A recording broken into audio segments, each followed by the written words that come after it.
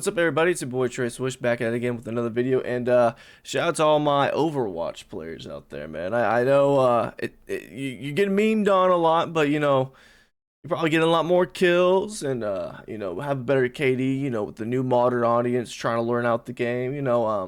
Queue times might be a little slower, but we got ourselves a little video right here, man. This is by Bellular News, who's phenomenal, and it's Blizzard got real about Overwatch 2.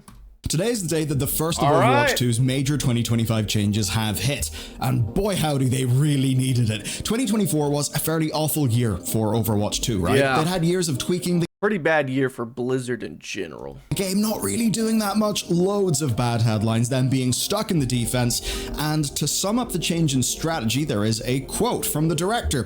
This is no longer about playing it safe, which I think most of us will say, yeah. So it means they're actually going to start working again, I guess. I don't know. About bloody time. Maybe. In a world where rivals exists, you absolutely can't play it safe. And Overwatch 2 did feel safe. Even though if you think about it, Overwatch 2 is an absurdly risky game. Not only, yes, did they jettison loads of their audience knowingly, but it's basically them snatching defeat from the jaws of victory with Overwatch. Yeah, they pretty much took Overwatch, which was a game that worked. Yes, the momentum died out towards the end of Overwatch. Why? Overwatch 2 was created, or else, it would have never came to be. And yes, you took the overall concept and removed a player, which completely alters the dynamic of the gameplay. And then on top of that, you have the role queue.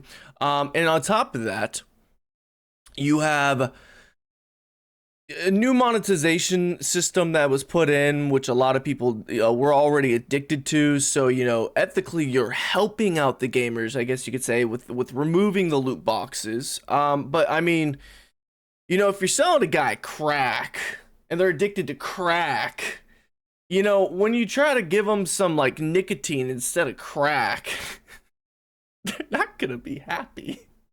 Like, what are we talking about? So yes, one of the most outrageous sequels, which was just a glorified update to a game, which in a lot of facets is actually a downgrade, is what you got for Overwatch 2.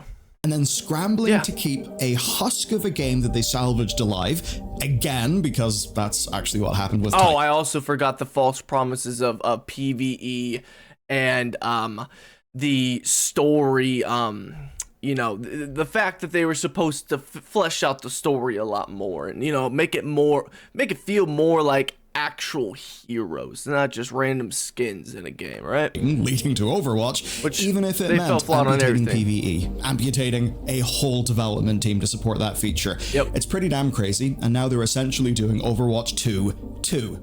To be fair, Blizzard is not the only one that did this. I'm a Halo fan. I still remember when they said that Halo Infinite was going to be a platform for decades, right? Or whatever they said, right? It was going to be a platform for a long time. We were going to get multiple campaigns. I remember that. But in reality, I didn't realize it wasn't going to be the actual developers. It wasn't going to be 343 that was going to create those campaigns. No. It's going to be the community. Shout out to the community, man. I love the Forge boys. And that we're seeing foundational game changes, the first of which have hit with Season 15. So, to start, let's break down what their offer is and see if it's even something that we want. I've also got an important tool to share with you, and I say important because it solves a real problem for me, which is spam calls and, scams being targeted at my family. The sponsor is Incogni. They sponsor today's video, and they are our way to fight back and also protect ourselves and our family. When our data goes online, bro, I got a spam call the other day. They're actually evolving, man. They that sucks. And at best, it was so weird. I got a call and it didn't say spam. Usually my phone says spam. It said wireless caller, and I was like, okay, I'm gonna answer this. And then I hear this guy and he's like, stop fucking calling me. And then it goes to like this weird like voicemail situation where it's like an automated person talking, and it's like, press 1 to accept the call, press 2 for voicemail. I press 2 and I hear this guy just bitching about spam calls. They like directed 2 spam calls together. It was like, it was so fucking weird, man. It was like seeing 2 AIs talk to And each here's other. where it's really cool, right? They're You just have got fucking the playing legal right games to at get this your point, data bro. taken down, to do it yourself. But actually doing that is tiresome and manual, and it's also whack-a-mole because it just gets re-harvested, right? So Incogni automatically sends takedown requests, and it adds you to suppression lists, which block That's nice. recollection of your data. Yeah. But importantly, it rescans and rescans to keep that data down. So here is my personal dashboard. You can see 150 sent requests, 142 completed. Wow. I've not touched it since October, but since October, Incogni's removed me from 35 more brokers. I straight up don't get robocalls anymore. It's awesome. So you can join today at incogni.com/Bellular that for News, my and actual you'll get phone, not 60% off an robocalls. annual plan. As you watch this video, Overwatch 2 Maybe that's Season off my 15 own, has I don't know. just started, and Blizzard have previewed content all the way up to Season 18, which is well into the back half 18. of 2025. And for once, it doesn't look like it's all fluff, which basically is what most of us would have expected. We're seeing game fundamentals be changed, new modes that actually feel like new, and rewards, especially loot boxes. Yeah. Now, the first big feature. I really think bringing back 6v6 was the biggest thing they could do for Overwatch players, because there are a lot of players out there that love Overwatch and they love Marvel Rivals as well. Marvel Rivals has so many people playing the game now. It's so freaking sweaty.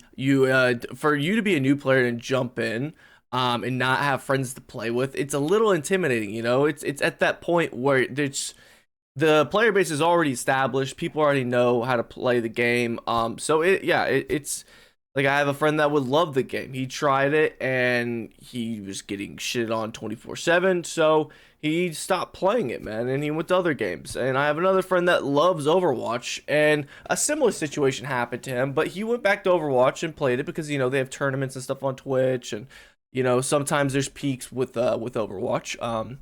There's a lot of nostalgia there is, and obviously the 6v6 being brought back was a big deal to him as well.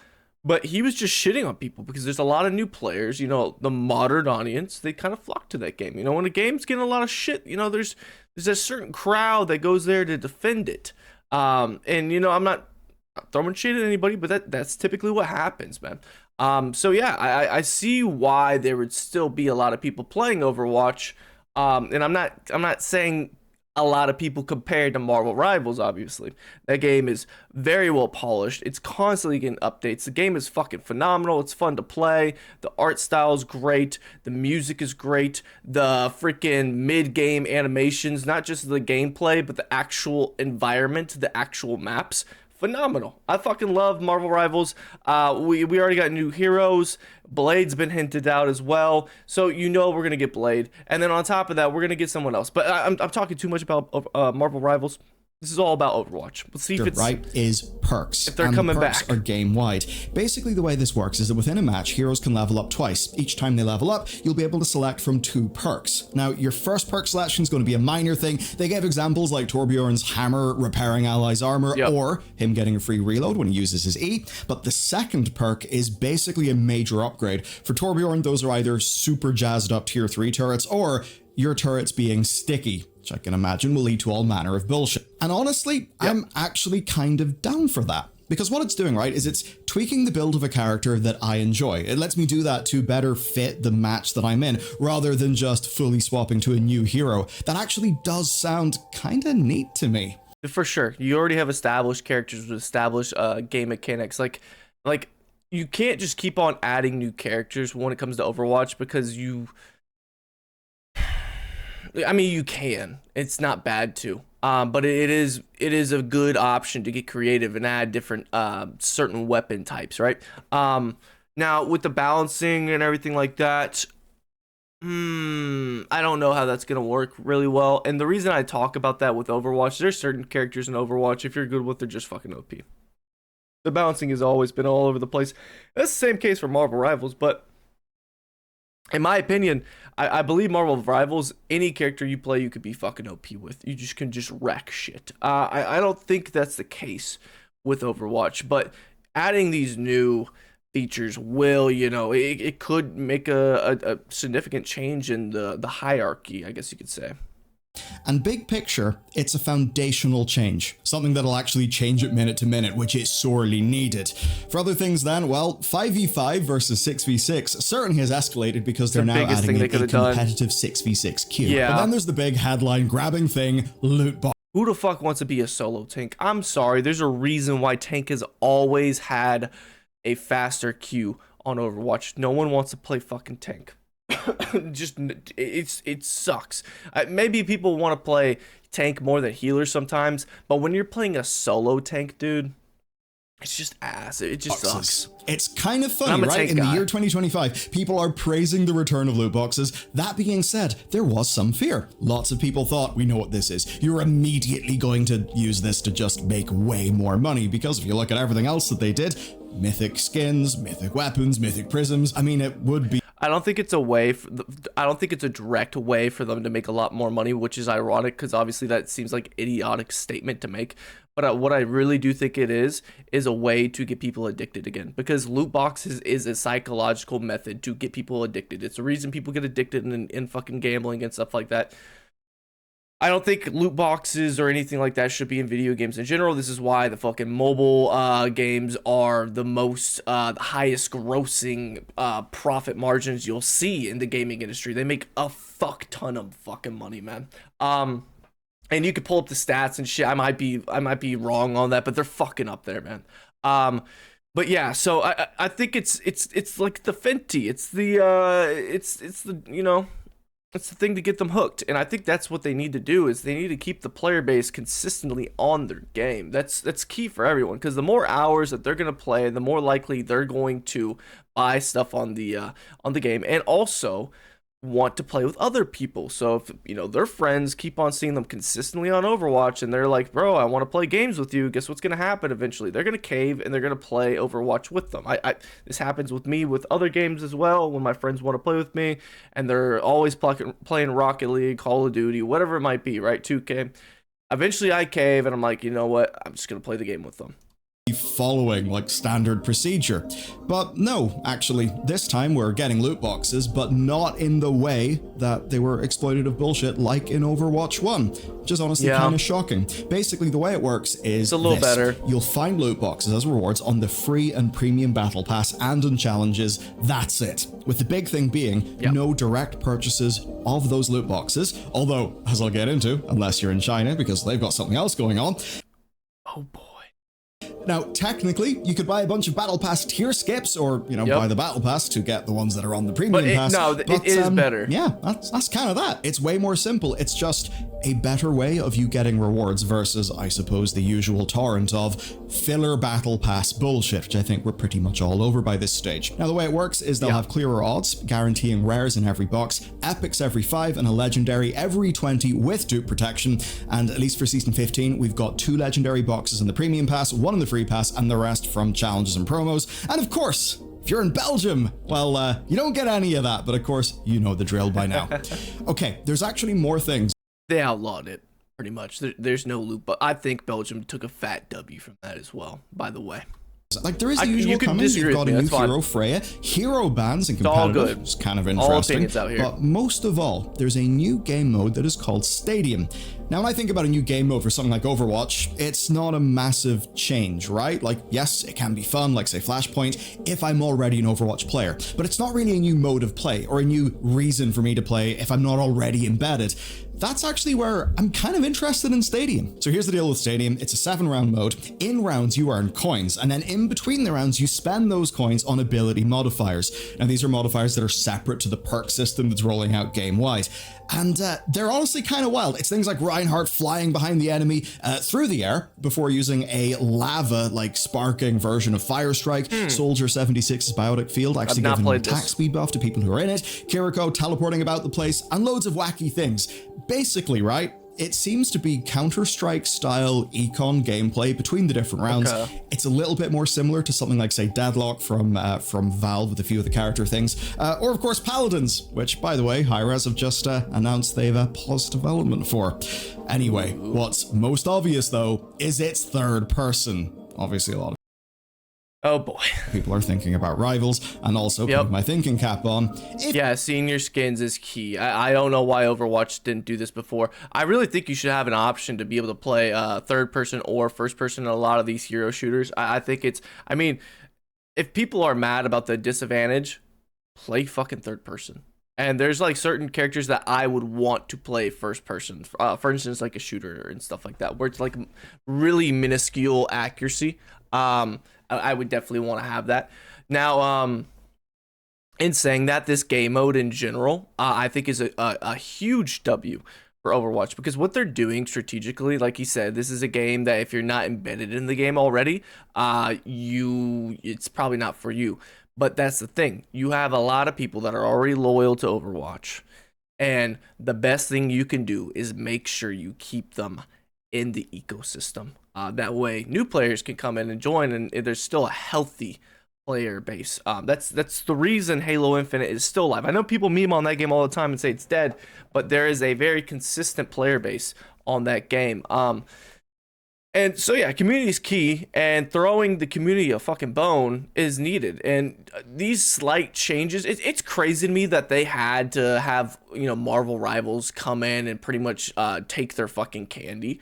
Like, for them to even start pushing out a lot of content, this just shows how capable they are of actually, updating the game and being ambitious, thinking outside of the box. You know, no pun intended with the loot system, but for real, like this is sad. It's good to see though, for sure, and I hope they keep on pushing this game forward, because competition is key. Like, I fucking love Marvel Rivals, but if Overwatch dies, guess what happens? Marvel Rivals gets into a situation where they can be as lazy as they want, and I don't want that. I want them to stay consistent with the updates, with the season. It's been fucking good, bro. We're eating right now. This is the good times for Marvel Rivals. I want to keep this fucking energy, and the only way we're gonna have that is if we have competition. If you want to sell skins, rather shockingly, being in the third person is better than the first person, because then people can see the thing that they purchased. I also say, if they want to make more money, they just gotta goon out. I fucking said it, bro. They just gotta goon out, bro. If they want to make fucking money, like, the Overwatch fan base is notorious for one thing, and if you don't know what that is, just Google it. Actually, if you're young, do not Google it. And if you're young, you shouldn't be watching my videos anyways, because I have a sailor's mouth. I be slanging them slurs all around. Not the really bad ones, just the acceptable ones. You know, when they. Okay, let's keep going. No, look, putting that bit of cynicism aside, I'll say credit where it's due. Look, you guys know I have been really goddamn harsh on Overwatch, right? For a long time. This is actually something that, to me, feels new and different, right? So credit where it's due. This is them building more game features and more in-depth mechanics with perks, with Stadium, not just doing the status quo, which to me has just been minimally delivering I need to try this out, man. Whilst ramming the game full of financial asks. I'm not gonna lie, I miss playing a tank, because then I don't like playing. I'm a tank guy. I don't like playing tanks in Marvel Rivals. Like, you know, I'll go tank if it's needed, but I love DPS and I love healer. If I could, I would play with a team with just all healers. Just 6 fucking healers. We will run shit in comp, bro. That feel wholly unearned. And in the case of Stadium, it seems they're taking it pretty damn seriously. So V1 of Stadium has got 14 of the 42 heroes, but they've staffed up a full team to carry that mode going forward. Okay. And in a way that may look like a minimum viable product. I do kind of get that, actually. I really would, man. Overwatch 2, it just looks exactly the same like Overwatch 1. I really wish they would have, like, kind of bumped up the graphics a little bit, or at least the character design. Like, it just looks so Fortnite, man. But it's very new. What they're doing with the perks does seem like a lot of complexity, so I'd rather have 14 and good than 42 and completely goddamn busted. But okay, this has already been a chunky segment of the video. I'm going to rapid fire the rest. So Season 17 adds map voting. There's a new Flashpoint map, standard, past cosmetic stuff. Season 18 has got a new character, and that's kind of what's going on. And it's all... What is this? I'm going to rapid fire the rest. So Season 17 adds map voting. There's a new Flashpoint map. Map voting is underrated. I always loved voting on maps, bro. Back in the Modern Warfare, or not Modern Warfare, Halo 3 days, bro. When you would see the pit and you would see Valhalla, bro. Oh my god. Oh, bro, Sand Trap. I would always vote for that mug. Oh, I miss that. Standard, past cosmetic stuff. Let's see this new character. Got a new character. What is this? Hero 44. Oh boy. and that's kind of what's going on. And it's all rather well timed, given the elephant in the room, which is NetEase. When I say NetEase, you're probably thinking about Rivals as the big bit of competition. Of course. Yes, but also no, because NetEase is also the Overwatch 2 distributor. I forgot about that. Oh, I forgot about that. In China, right? So no matter what, NetEase is going to win. And Overwatch was big in China. Get a load of this, right? If you go to Steam right now, you will see that Overwatch 2 has got a... So theoretically, and obviously they distribute in China, they're not the overall developer, but still, theoretically they're gonna win no matter what. They could. It's not a monopoly by any means, right? There's still gonna be excuse me. There's still gonna be competition, but yeah, they no, I don't know where I was going with that, honestly. Very brutal review score. Now, at launch, it was worse. And at launch, around 2/3 of the reviews were written in simplified Chinese. And of those reviews, 97% were negative, right? That's crazy. They were really, really pissed. And that's because at that time, negative Steam reviews were just about the only real way the Chinese players could express their anger over Overwatch 2's shutdown in China, and especially do that in a way that actually would be noticeable in the West, not just on, you know, a social media network that only is in China that the rest of us never really see. So sure, while the Steam score has risen to 42, it's now no longer overwhelmingly negative, but even to this day, there are more negative reviews in simplified Chinese than there are reviews of any kind in English, which is to say, yeah, Overwatch kind of was a big deal in China, right? And that's why all of this is very well timed, because these announcements from Blizzard dropped during... Also a genius move of hiring NetEase to do the Marvel Rivals game. Whoever made that decision... Whoever in that boardroom was like, you know what? Let's go with NetEase. Genius decision, because their track record is not great. They had to be deep in the fucking shit to understand like that would actually be a great move. Like thinking of that they're already involved with the Overwatch formula because of their relationship with Overwatch currently. Genius. Chinese relaunches technical testing. And that means this really does look like, well, pretty damn well-timed PR. They've announced all of these changes right as they're reactivating their Chinese player base, which we know is goddamn huge. Number one, because Overwatch went down pretty well there. Number two, because China's absolutely humongous. Now, it also will help that over in China, they do get their own very special loot box currency. I wonder if this is going to hit Marvel Rivals. So is there going to be a dip because of the amount of people in China that were only playing Marvel Rivals because of the availability? That will be interesting to see in the next coming weeks. A fun way for them to catch up on those 12 seasons worth of cosmetics and, of course, hand over many yuan. Anyway, what this does mean is that, yes, externally, we look at this, we see Rivals, and it feels like Blizzard just smashed that emergency button. But the thing is, software is kind of hard. It does take quite a while to make software, and if this team was capable of mounting a full response to Rivals in the space of 2 months, I mean, Overwatch would not be in this mess in the first place if they were capable of that pace of development, because it would basically be kind of inhuman, and I'd really be wondering what kind of marching chocolate Phil Spencer is slipping them. But here's the thing, I'm not saying that just to defend the Overwatch team or anything like that. Oh no, Rivals has had an impact in how it has woken them up and how it is going to shape how they think about how they build things. I've actually talked about that, and my god, it gives you a glimpse into the sorts of just... I'm sorry, I've watched tons and tons of Overwatch gameplay in this video. It just one clip of gameplay makes me want to play Marvel Rivals. It's incredible. I'm sorry. Humming and hawing that kind of kills a lot of games. To explain this, you gotta feel just how flat and shitty 2024 was for Overwatch, right? It was stagnation, it was deeper monetization, felt bad, and then Rivals shows up in December and absolutely goddamn clobbers it, right? It's just beating its corpse. It's already dead. That's how it felt. And right as Rivals was popping... It's not gonna be dead. There's always gonna be a dedicated player base to it, but I just honestly, and I know this is a video for Overwatch, so a lot of y'all that are probably watching this are Overwatch fans. Don't hate me for this, but like my honest opinion, I do think Marvel Rivals just objectively is a better game. Off, all Overwatch 2 had to combat it was an old mode's coming back. Here's another hero, one of many, an Avatar brand collab, and we doing here, man? It's coming back. Here's another hero, one of many. Like, An avatar what? brand collab and the usual events, which were rehashed. So externally, Overwatch 2 absolutely looked like managed decline. I mean, you just saw the rate of growth, the stagnancy, the monetization going up and up and up. And that is at least a large part of why Rivals was so emotionally resonant. It just looked like, oh god, just the aesthetic alone, the gameplay alone, like, I just don't get it, man. Like, when people try to argue and guardian this game so much, I understand nostalgia. I completely understand that.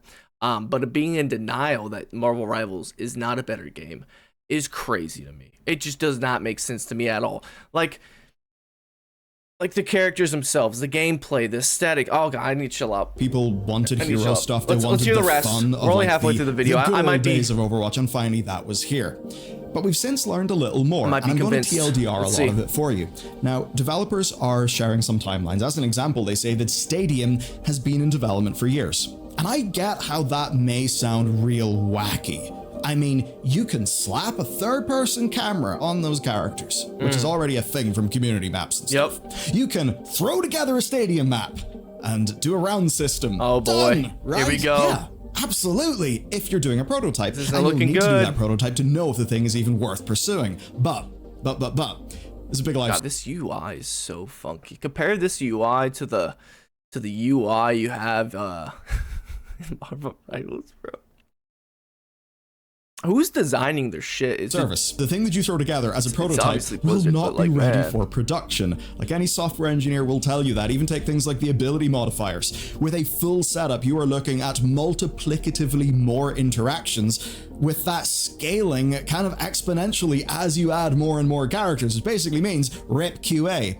We already know those guys have it hard. Now, what I am sure of is that Rivals has helped them position and market their changes so that they'll actually, resonate, hit with their audience, because Rivals will have taught them things. It's not to say that Rivals directly meant these new features were greenlit, but what we do actually know is that Rivals has directly influenced development, just not in a pull stadium and perks out of a hat in 2 months way. I'd actually say in a far more important way, in that specifically, it's given them a kick up the arse. That's basically what Aaron... Yeah, it completely took them off guard.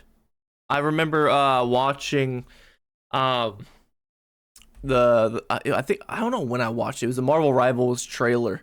I went we went back and looked at it. And the comments on it were all from back in the day, and they're all saying, "Oh, this is such a ripoff of Overwatch. Like, this is stupid. This isn't gonna work. This is a gimmick. This is gonna be bad. This is gonna be terrible." And it shocked everyone. Like, and I don't know if Overwatch, I feel like they should have expected this, just because of obviously the situation with NetEase in general. I don't know how they wouldn't suspect this. I'm shocked that Blizzard's still working with NetEase to begin with as well. The fact that that's still going on, they're distributing the game, and on top of that, they're the ones running the game that literally ran them out of town. It's just crazy. So yeah, they got a kick in the ass for sure. Keller said he's the game director. He spoke to Games Radar, and he basically said that Rivals gave them focus and confidence. Focus and confidence. I can understand focus. I don't understand confidence at all. If I was to put it in my own words, ship, motherfucker, ship. Stop having meetings. So yes, confidence is one way to put it. Yeah, that's twisting of words. I would be the opposite of confidence for sure. Imagine it is far more of an, oh shit, if we fall prey to our usual indecision, we'll be totally whacked. I imagine it's that, but point taken. And to be fair, this could be too late. Like Overwatch, I know it's a huge brand. Blizzard is a huge company, but I don't know how long live service games will be popular for. Like Fortnite will always be around. I think Fortnite will be around for the next 10 years easily. Overwatch, I don't know if that's the case. He does give examples. One direct change is competitive banning, where Rivals launch basically gave people in the Overwatch team who are pushing for that as an option validation. And what I think makes this land is one quote from Keller. He said this: "When I look back a bit at some of Overwatch's development, we were a little adverse to taking risks because we didn't want to cause harm to the game. But over time, that started to cause harm to the game itself. I would call that, I suppose, unmanaged decline. It feels similar to managed decline, but a lot of it is just not having a strong cadence of shipping. But now, I think they've quite rightly realized we don't have the luxury of fear. We don't have the luxury of infinite meetings. We have to make changes and ship things, or else players will rightly go to the competition who they need to change their fucking, not art style, but their designs in general. They need to do a fat ass update on the overall look and aesthetic of this game. Because I'm sorry, but Fortnite looks better than this game. And it's going for the Fortnite feel. And then you have a game like Marvel Rivals where they've updated the graphics where they are truly timeless. Like, I understand Fortnite having that aesthetic and working for the next 10 years.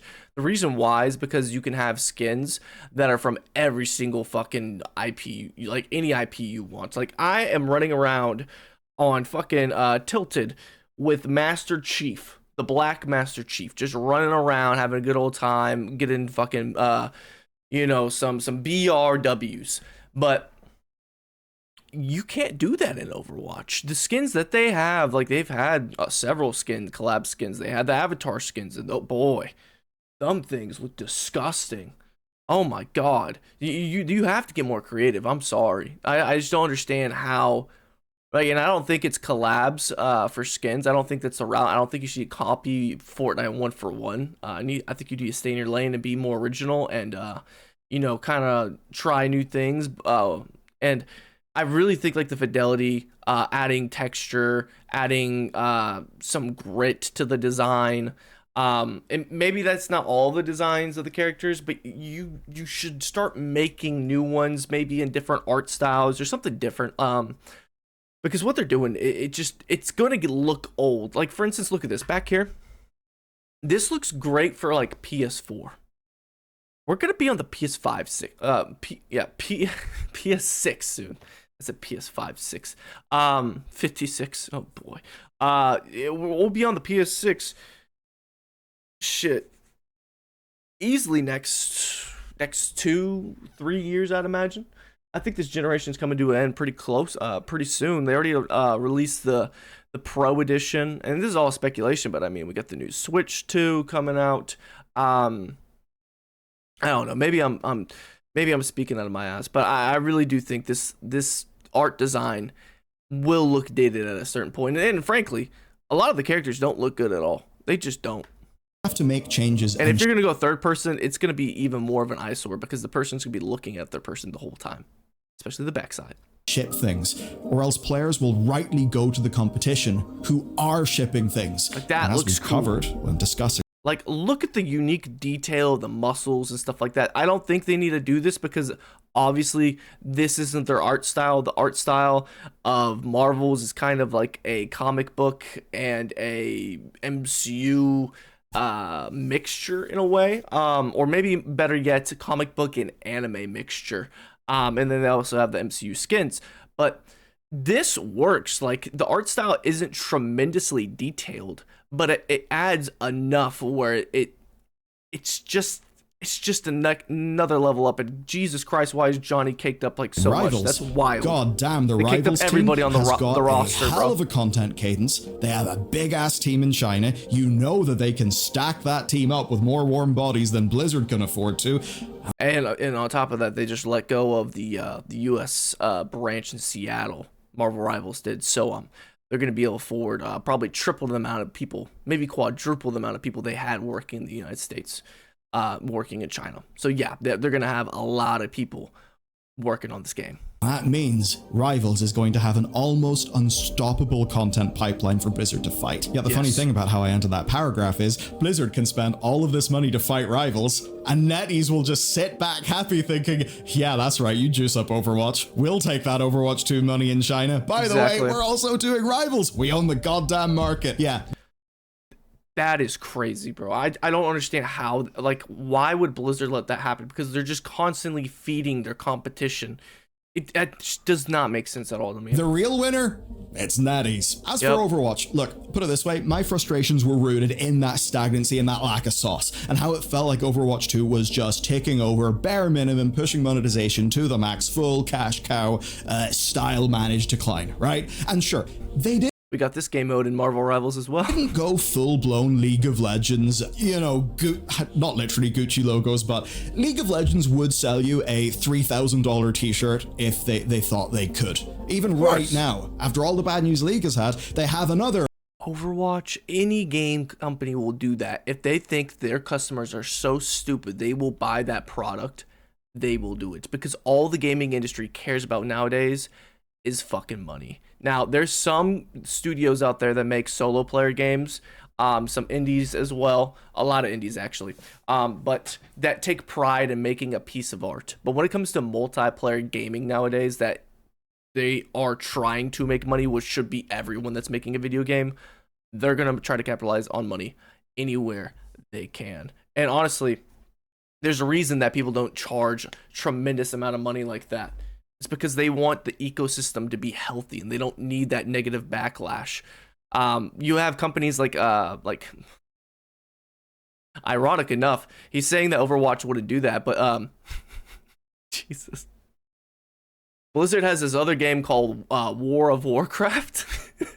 Oh boy. Multi-$100 gacha FOMO skin that's pissed people off. But Blizzard were getting close. Think about how much it costs for the Reinhardt mythic skin and the mythic hammer. It's a lot of beans. And that felt bad. But when I look at Stadium, I actually see something that could work. Right? And the reason why is because that's not the Overwatch that I played. It's not a tweak on a map. It's not a tweak on a character. It is a new experiential reason to play. And that goddamn matters because it's not something that Marvel Rivals has. No. This is actually better than my favorite game.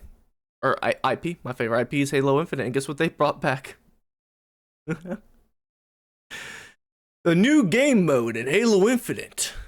Oddball. I'm sure they could whip that up in no time, but the point is, it's actual competition through a different experience, a different game mode. Something with Thinking the ball. About the perks, something I played that back in the helps day. a major stagnancy problem with this game. There's a new character, there's a new tank in December. I didn't give a shit. I know the characters that I enjoy right now. Maybe if I was playing the game all the time, I'd be hooked by this new tank.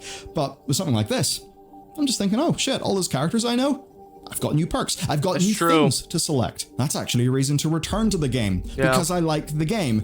They lost me after Kiriko. She's a great play. Like I like playing as Kiriko. But after that, the new characters like the chick with the big axe and all that kind of stuff, I just died off. After Not that, because say I like Avatar: The Last Airbender.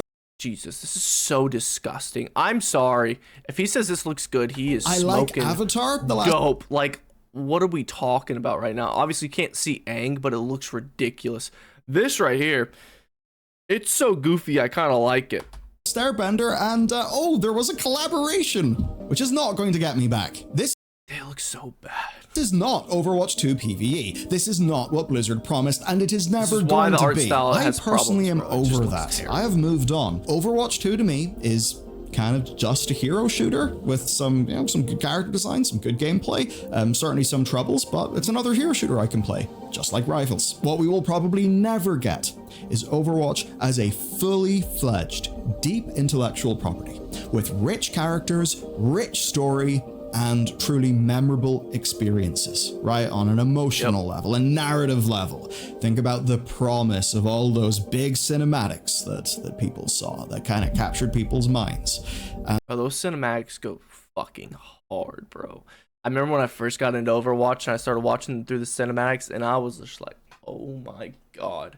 The first one I saw, because the first character I played was Diva, and so my buddy was like, dude, you gotta check this out, and he showed me the video. I was like, this is crazy. They got movies like this, bro. It's like, nah, bro. They will one day, man. Just trust me. Like they have this whole plan, bro. They're gonna make a whole fucking storyline. Like I know, like you like Halo campaigns, bro. We're gonna get like a campaign in Overwatch. Just trust me, bro. It's gonna come down one day. You should play the game. It's a lot of fun. I was like, all right, man. Sounds dope to me. Sounds like I'm getting into this game at the right time. That was like 7 years ago. And even if a few of them were a bit cheesy, come on. Maybe the 6, maybe 5. One, the Bastion one. Those were damn good little short films, right? That's what we could have got. And it's not just the Overwatch 2 that Jeff Kaplan talked about at BlizzCon. Think back to Jason Schreier's book in Blizzard, where we learned that some fun C-suite I forgot all about that. Oh my god, who is it? Was it Bill Cosby? Executive headhunting skullduggery led to a falling out between Blizzard and Netflix, which does mean that Overwatch as a brand could have been so much more. Remember when skins used to mean new lore, and the community would start thinking, oh shit, what is this What's the lore behind the Avatar skin? Is there some kind of crossover in a multiverse? Skin mean about this character's backstory? What does this mean about the lore? People were really in deep. Every little detail mattered. Yeah. And that meant that Blizzard could do a skin and it would have monetary value, but it would also have deep brand investment value. But now, skins are just, you pull a theme out of a hat. We like Dungeons and Dragons, so hey, you could get Mythic Tracer in armor. How adorable. Like, if you're gonna do it right, bro. Oh my god. That doesn't tell me anything about Overwatch as a world. That doesn't deepen my investment in the they don't care about the world of Overwatch 2. Care about that cheddar, it is simply selling me something that I like in this thing that I play. And that does not make super fans. So many super fans of the late 2010s, they were lit up by that more deep and running under its own power Overwatch on a creative left. Now, these changes are great, I think. And look, I'll praise a company when they're actually trying to ship content and move the needle in a positive way. But these are changes within the bounds of what Overwatch 2, the game that suffered. This should have been here from the get-go, this kind of energy. That's why this irritates me, because this isn't like an update that screams, oh my god, I need to go try it out. I'm going to try it out eventually. I need to re-download Overwatch 2, unfortunately. That's going to... it's not gonna happen tonight, you know. I'm tired from celebrating the birthday, the day of life, but yeah, man, this is ridiculous. That the fact that Marvel Rivals had to come out, it's weird how they didn't match the energy, because they should have anticipated a huge draw to Marvel Rivals, and just the possibility of it being good, they should have been ready for it from the get-go. And they didn't do that. They did some things. They needed to, you hit them with the fucking update nuke. Under its leaders and owners. I think this is what they wanted to do with this, but I don't see this being Overwatch, the brand could have been. Yeah. Which will forever be a sad thing. One of the things in the interview junket for all of this is the Blizzard team basically saying, we can't do that. It's kind of impossible. We got to roll with what we've got and move it in a good direction. And that's pragmatic. That is true, but that's the thing that a lot of the execs don't get when they make. Let that be a lesson to everybody in the gaming industry. When you get lazy because something is working, that is the opposite of what you want to do. Because next thing you know, no one's playing your game. They're on another game. They're on your fucking rival. And in this situation, they're feeding the fucking rival money to fucking back that game, which is fucking crazy, man. But yeah, you can be on top one day, and the next day you're straight back to rock bottom. And then there's no way for you to actually feasibly climb out of that depth. You're just down too deep. This happens with way too many IPs, and it frustrates. It's just so annoying, man. Because just getting comfortable. It's the enemy. It's the biggest enemy of success. Those short-termist sorts of decisions that treat the games purely as short-term to medium-term revenue sources, right? Damn, they don't get the long tail. They don't get... I thought they were finna jump through a portal, bro. The deeper meaning, the deeper brand value, the sort of thing that makes Overwatch not a flash in the pan that people talk about for 10 years, but that makes it a IP that could last 50 years. Which is all to say, this direction looks good. I'm glad they're actually doing it. Still, it's bittersweet because Overwatch 2 could have been so much more. Now, obviously, Rivals is the big, the big like aggressor, the new kid in the block. There was recently a story about a director, right, from the American team, and the American team, which was very small, being jettisoned. But as it turns out, this is a wider NetEase strategy, and it's likely going to hit many more studios through this year. There's some corporate skullduggery. There is some insiders leaking to the press about what William Ding, the CEO of NetEase, wants to do. So to learn about that, check out this video next. Oh boy. Might have to check that out. We might have to watch that one too. We reacted to the whole situation. But I wonder if he has anything that I missed in that video. I don't know. We'll check it out later. Let's look at the comments real quick, just top 3. There's something very funny to me about breaking every promise we ever made. being considered playing it safe. Oh my god. Crazy how introducing competition forces a company to improve their product. Exactly. It's fucking wild. Like, common sense. These motherfuckers don't have it, bro. It's wild. This is no longer about playing it safe. Time to announce Overwatch 3, baby. Wait, why isn't anyone clapping? Man, I think what they really should do is I think they should rebrand Overwatch 2 to just Overwatch, because Overwatch got deleted, right? You can't play Overwatch anymore. I think the concept of having it as Overwatch 2 is one of the biggest memes ever, and they should just like completely just go back to Overwatch. I think that would be a better move than going to Overwatch 3, which is ironic. It's like a situation with like I remember when Xbox, instead of going from the 360, they went to, oh my goodness, what was that? To the one, you know. I was expecting that 720, you know, Xbox 3 maybe. But yeah, we didn't get that. So is what it is, man. One of the worst consoles also made, by the way. I fucking love Xbox, but though. So, my name is Trey Swish. I hope you like my breakdown on this video. Comment down below your thoughts. Obviously, I love when y'all do it mid-video and y'all leave timestamps as well. I've been very, very busy. So there's about a couple days worth of comments that I'm going to get to. I want to comment, reply to everybody's at least. I read every single one. So yeah. Oh man, I don't know if Overwatch can ever come back like they used to be. But maybe they can, you know, never say never. And who knows what's in store.